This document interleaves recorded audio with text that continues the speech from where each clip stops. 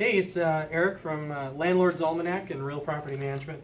I just wanted to go over some interesting stuff that we saw in the market up here in Anchorage in the last 2 years. But if you're not in Anchorage, don't go running off just yet, because I bet you the same thing will play out in your town at some point.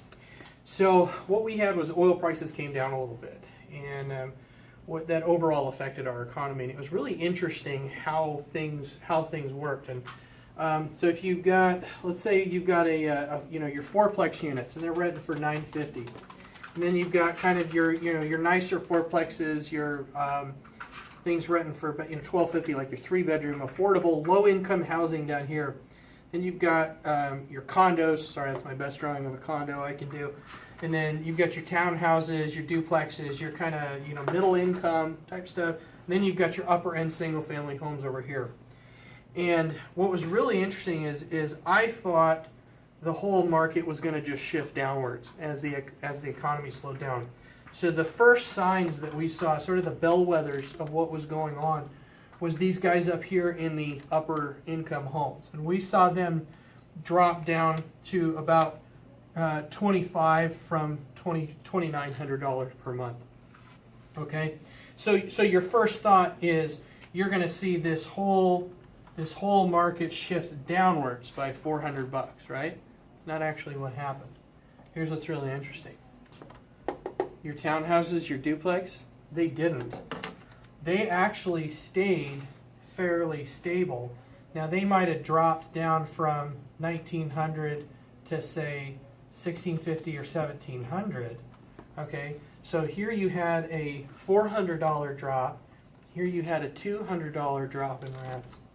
Then we saw the condos, and they dropped down to say $1,250 from $1,450. So again, we're still around the $200 drop. What's really interesting is, okay, so you're going to follow this pattern through and say, well, gosh, then it's just going to keep cascading down. Maybe it's going to be a little bit lesser of a drop on the bottom.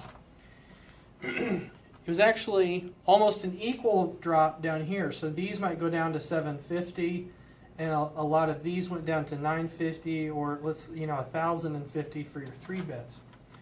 Okay, and here's what the behavior we saw in the actual tenants was. Everybody didn't drop down because we're not only looking at price, we're looking at how long do they stay on market and why. So the market didn't do that. Now, in the upper end, they did. You had people say, well, gosh, if all my friends just got laid off, I'm going to move down, and so they did. Okay, but what a lot of these folks here is, let's say this is your single mom living in a fourplex on fixed income. Did her pay drop by that much? Not really.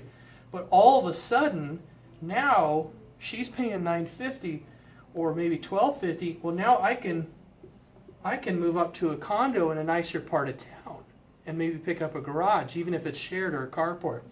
So we actually saw a lot of people move into the middle. And so what this was a really good lesson in is, if you buy at extremes of the market, your very, very low-end affordable housing, or your very, very upper-end not so affordable housing, when the market shifts, people are going to move away from you towards the middle, towards your middle-income housing. Does that make sense? So condos, townhouses, duplexes, and smaller single-family homes tend to be insulated. Anyway, just a real quick lesson. Didn't want to take up too much of your time. And again, please find us on Facebook, find us on meetup.com, and come to one of our classes. We always like teaching people. We always like learning new things from you as well. Again, my name is Eric. Thanks so much. Bye.